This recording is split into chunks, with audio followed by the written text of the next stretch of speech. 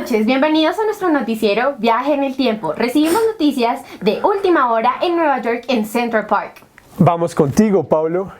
Juan Sebastián, me encuentro acá en el lugar de los hechos. Estoy acá en Nueva York, más específicamente en Central Park. Me han reportado que hubo una gran agresión contra una mujer blanca.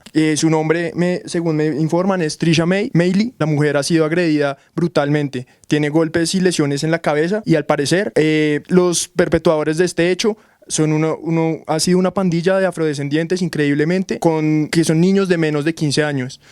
Atención, y me acaban de informar que la mujer también presenta rastros de acceso carnal violento, lo cual es muy preocupante debido a la corta edad de los jóvenes que lo hicieron. Resulta que hay un montón de capturados. Al parecer hay más de 30 capturados, en su mayoría afrodescendientes y latinos. No se sabe bien específicamente quién ha cometido los hechos. Es por este motivo que un montón de involucrados en el hecho se han llamado indagatoria, ya que habían por lo menos 30 afrodescendientes y latinos en el parque a esa hora, la hora del suceso. Pero lo que hace verdaderamente especial a nuestro noticiero es que nosotros nos vamos para atrás en el tiempo para desarrollar esto de mejor manera. Me encuentro acá en el siglo V y sería muy interesante conocer cómo sería el proceso de ese caso en esta época. Por eso mismo tengo acá una experta en el tema que nos explicará a profundidad. Hola, noticiero Viaje en el Tiempo. Antes de ofrecerles un concepto de cómo es el sistema judicial en este momento, primero tengo que darles un contexto de en qué momento histórico nos encontramos. En este momento estamos en el siglo V y en este momento los bárbaros están retomando su cultura y los romanos ya dejaron atrás lo que era el derecho para ellos. Nosotros, como bárbaros, tenemos una cultura en la que nos basamos en el colectivismo como forma de organización social. A partir de esto, nuestro propósito es mantener la paz. Pero cuando ésta se ve afectada, la persona que es víctima busca una satisfacción. Listo, después de haber hecho ese recuento histórico, lo que les voy a decir es ahora en concreto cómo funciona el proceso y cómo lo concretaremos en nuestro caso. El proceso cumple un papel secundario en este momento. Primero se da la composición privada, pero cuando esta falla y no se da una enmienda, entonces ahí sí ya entramos a encontrarnos frente a un proceso. Al momento de estar en el proceso, el ofensor deberá comparecer ante un tribunal. Este tribunal es una asamblea popular. La asamblea popular es patriarcal. Es conformada por hombres que son capaces de ir a la guerra. Ahora hablaremos de algo muy importante del proceso, que es la práctica de pruebas. En esta época contamos con algo que se llaman los juicios de Dios. Los juicios de Dios son un ritual sagrado. Es un ritual al que las partes en el proceso se someten voluntariamente. Es un proceso en el que las autoridades religiosas se rigen a partir del principio de que si es inocente, Dios lo protegerá.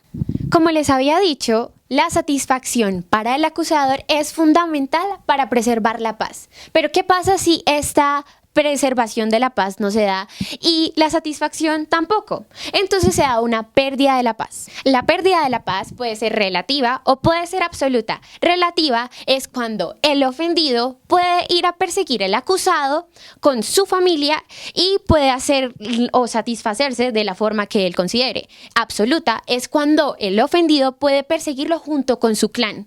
Recuerden que en este es un sistema colectivista y estamos conformados por clanes. Por lo tanto, podemos ir a puede ir a perseguirlo y satisfacerlo hasta con la muerte del ofensor. Para definir qué tipo de pérdida de paz existe una asamblea que nos dice si es una pérdida de paz relativa o si es una pérdida de la paz absoluta. Esa es la asamblea que yo les había dicho que estaba compuesta por solamente hombres que eran capaces de ir a la guerra. Con respecto al caso, primero vamos a hablar de cómo hubiese sido el proceso. Hay que recordar que en un principio debería darse una composición privada, pero claramente en este caso no se daría una composición privada porque los acusados afirman firmemente que son inocentes.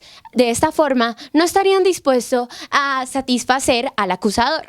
Entonces, seguiríamos a una etapa procesal en la que se debatiría la pérdida de una paz pública ante la asamblea que ya les había comentado. Ahora, con respecto a la práctica de pruebas, probablemente se podría dar una práctica de pruebas de juicios de Dios.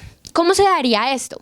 Esto es algo que no les había explicado, y es que los juicios de Dios, la autoridad religiosa decide cómo se practicaría este juicio. Un ejemplo, podría hacer caminar a los niños acusados encima de brasas, y si ellos llegaran a sentir dolor, serían culpables, y si no, serían inocentes. Pero ahora hablando en términos de la realidad, ¿cómo sería esa práctica de pruebas? Son unos niños menores de edad que probablemente llegarían a sentir mucho sufrimiento al practicar este tipo de pruebas. Entonces, no sería muy verídico y no sería muy justo la sentencia que nos daría. Ya habiéndoles explicado cómo hubiese sido el proceso en esta época, les agradezco muchísimo por haberme incluido en este programa y espero que continúen con su programación. Ahora nos encontramos en el periodo de la Inquisición, donde una experta nos va a hablar sobre el tema. Buenas tardes. El día de hoy yo les voy a hablar sobre la Inquisición. La Inquisición es un tribunal que busca mantener las buenas costumbres de la Iglesia. Esto mediante la persecución de delitos tales como que atenten contra la fe y la moral de la Iglesia. La base de este proceso es la Inquisitio Romana. El juzgamiento inicia cuando el sacerdote, que sería en este caso el juez, decide si se atentó o no contra la fe y la moral. Esto después pasa al investigador, que es un investigador especializado de la Iglesia. Este periodo se conoce como visitatio. La visitatio, el fin que tiene es obtener las pruebas, y todo esto se hace mediante un sistema cognoscitivista. Las pruebas se obtienen por medio de la tortura. La tortura tiene que ser cognoscitivista, lo que significa que debe estar reglamentada, no puede quedar margen de interpretación. Si llega a haber margen de interpretación dentro de este proceso, pues lo que sucederá es que no se valdrá la prueba. Por lo tanto, ahí surge el principio indubio pro reo. Este principio lo que quiere decir es que todo se va a tomar a favor del reo o del acusado, por lo que se tendrá su presunción de inocencia. Ahora, en el caso en concreto, vamos a entrar a hablar de los niños de Central Park. Estos niños primero, no les cumplieron el principio indubio pro reo, porque ellos nomás por el hecho de ser negros ya eran culpables. Si una de las pruebas no cumplía con uno de estos reglamentos que tenían que ser específicos, pues no iba a ser válido, por lo que ellos no debieron haber sido juzgados, no debieron haber sido condenados. En la Inquisición, la prueba reina es la confesión, por lo que en este momento los niños confesaron de haber cometido los hurtos y las agresiones, pero nunca confesaron que ellos hubieran cometido la violación. Otra cosa importante es decir que el fin de la Inquisición es impartir justicia, pero ellos no impartieron justicia porque en ese mismo momento en el que esta señora fue agredida sexualmente y integralmente, había otra persona, otra mujer de 38 años, de color negra, la cual también estaba siendo agredida sexualmente. La tiraron desde un 5º piso de un edificio y no hubo justicia, el caso simplemente quedó archivado. ¿Por qué? Porque en ese momento el fin no era impartir justicia. Otro punto a cuestionar son las pruebas. ¿Qué clase de visitatio aplicamos si las pruebas no son de manera exhaustiva y eficaces? ¿Por qué no aplicamos pruebas correctas en este caso para determinar si eran culpables o no? Ellos decidieron que la confesión iba a ser la única prueba, y por eso, al ser menores de edad, menores de 16 años, ¿cómo van a condenar a unos niños así? Está claro que fue un comportamiento inmoral, pero hubo una investigación exhaustiva, se cumplió a rigurosidad la visitatio, eso ya queda a su juzgamiento. Ahora nos encontramos en el pleno siglo XVIII y la verdad tengo el invitado más especial de todos. Señor Montesquieu, es un placer. Muchas gracias, el placer es mío. Entonces, gracias a este noticiero que me da la oportunidad de expresar mi vasto conocimiento sobre el tema, hoy les vengo a hablar sobre el proceso penal que rige en estos tiempos. Esta época es que nosotros, tanto yo como mi discípulo Beccaria, empezamos a notar que en el proceso penal se necesita un urgente cambio, y entonces es aquí donde empezamos que en los anteriores procedimientos que nacieron desde Roma hasta la actualidad, había una gran violación de derechos humanos, empezando por el mecanismo que se utilizaba para probar un delito. Y nosotros llegamos a la conclusión de que es injusto de que a una persona la torturen mientras le están haciendo por decirlo así, el interrogatorio. Después de lo que viene siendo la discusión sobre la tortura, nosotros decimos que una persona que apenas está siendo acusada de cometer un delito no puede ser pues torturada para que con esto supuestamente se obtenga la verdad, ya que pues resulta ilógico que mientras uno está siendo juzgado, porque todavía el delito no es claro que la persona la ha cometido, en ese tiempo también a uno lo torturen. En este momento, en esta época, la idea que nosotros tenemos para ser mucho más garantista este procedimiento es que se cambie totalmente ese pensamiento de sistema inquisitivo que se tiene y pensemos más en una manera humanitaria en donde pues hagamos el juicio mucho más público y no tanto algo en secreto, en donde la verdad el que es acusado casi no tiene posibilidades para defenderse. Llegamos a la conclusión de que toca cambiar tanto la fase de acusación como la parte interrogatoria. Entonces tenemos que cambiar el sistema a un sistema adversarial. En este sistema adversarial lo que pensamos es que tanto el acusador como la parte que se tiene que defender tengan sus pertinentes oportunidades para que de manera oral ejerzan sus derechos y también hacer por completo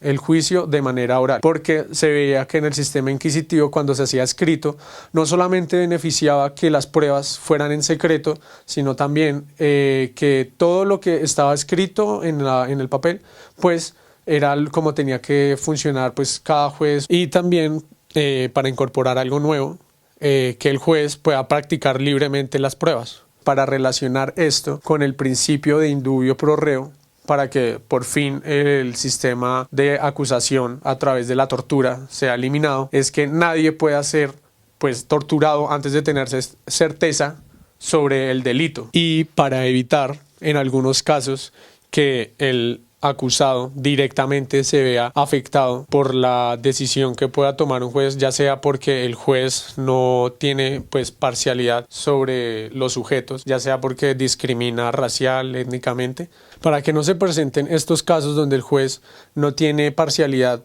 sobre ambos sujetos, pues nosotros decimos que el acusado tiene la posibilidad de limitar esta gran función que tienen los jueces pues de acusar y pues efectivamente sancionar a alguien que no es culpable del delito. Para que el juez pueda tomar una medida cautelar de cárcel preventiva, tiene que cerciorarse de que hay pruebas que de verdad puedan conducir a que él sí puede ser el posible culpable de un determinado delito. Y finalmente, para concluir, llegamos a que en la rama pública tiene que haber un delegado, el cual pues directamente en público haga las acusaciones sobre las personas que están siendo perseguidas por la justicia por haber cometido cierto delito, y por ende uno tiene que tener una certeza de que esa persona sí ha hecho o hay pruebas suficientes para pensar que esa persona ha cometido ese delito. Gracias al noticiero por darme esta oportunidad de dar mi opinión sobre el caso.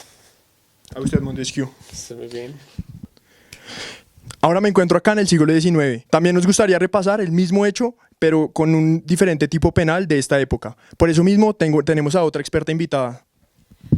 Hola, buenas tardes, noticiero Viajes en el Tiempo. Hola, el día de hoy les voy a hablar de la reforma procesal del siglo XIX. Dicha reforma inició con el Código francés de 1808 y bueno, esta reforma tuvo un nombre que lo conocemos como el nuevo sistema inquisitivo reformado, o también como es conocido el sistema mixto. Dicho sistema tuvo 3 elementos esenciales. El primero fue que este mantuvo ciertos principios esenciales del sistema inquisitivo. Por otro lado, la persecución penal en contra pues de todo esto que fuera en contra del orden social, y finalmente decía que el fin inmediato era la averiguación de la verdad histórica. Dicho sistema buscó lograr la armonía entre el Estado y los intereses del individuo. Es por eso que se dio cierta como mezcla entre estos sistemas, y por eso podemos decir que este sistema está dividido en 2 procedimientos, en donde el primer procedimiento era conocido como la instrucción preparatoria, el cual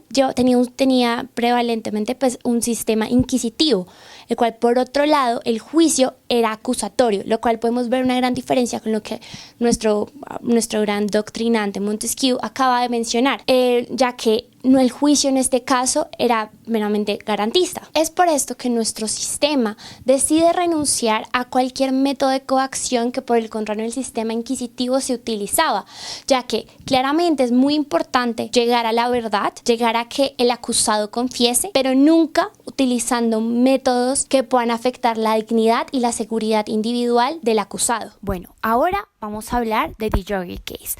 Este caso fue en 1989 y lo vamos a traer a cómo sería hoy en día en el siglo XIX, teniendo en cuenta el procedimiento penal. En el siglo XIX en Europa, El procedimiento se dividía en 3 fases. La primera de ellas era la investigación preliminar, en donde cumplida, según los casos y las leyes particulares, unas veces por el mismo Ministerio Público con control jurisdiccional sobre los actos de coerción y de prueba que pudieran ser incorporados al debate, y otras por un juez de instrucción en forma escrita, limitadamente pública y limitadamente contradictoria, con el único fin de conseguir los elementos que permitieran decidir acerca de la promoción del juicio penal por acusación o clausurar allí la persecución penal por carecer de fundamento. Por otro lado, estaba el procedimiento intermedio. Dicho procedimiento era el que permitía juzgar acerca de la seriedad de las conclusiones que se habían tomado en el procedimiento anteriormente mencionado, ya que se buscaba ver la viabilidad del requerimiento de la apertura del juicio penal, por consiguiente la clausura del mismo.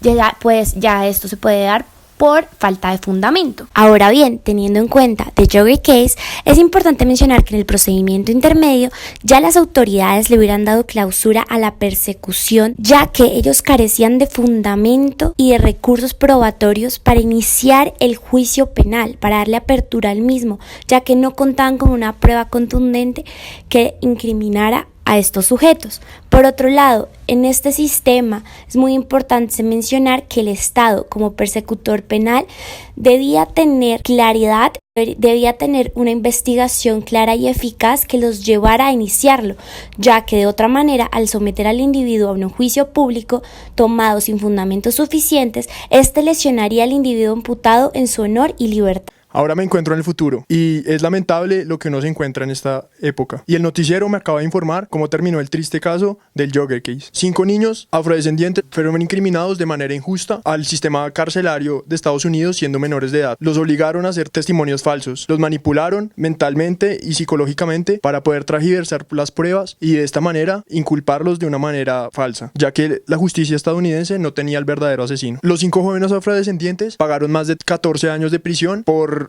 unos crímenes que ellos no hicieron. Perdieron toda su adolescencia, perdieron toda su vida y arruinaron a sus familiares de una manera injusta. Es evidente el racismo de los jueces y policías de Estados Unidos, así como el de los detectives, intentando inculpar a personas de manera falsa solo para tener un resultado. Y es de esta manera que el actual presidente de Estados Unidos, Donald Trump, exigía la pena de muerte para estos individuos. Y es en ese momento que nos preguntamos, ¿qué hubiera pasado si la propuesta de Donald Trump hubiera llegado a instancias de ley? Si de algo sirve, estos 5 jóvenes incriminados fueron recompensados por el Estado de Estados Unidos por $41 millones. Y por esto nos llegamos a preguntar hasta qué medida en este momento, en la actualidad, vivimos en un sistema garantista.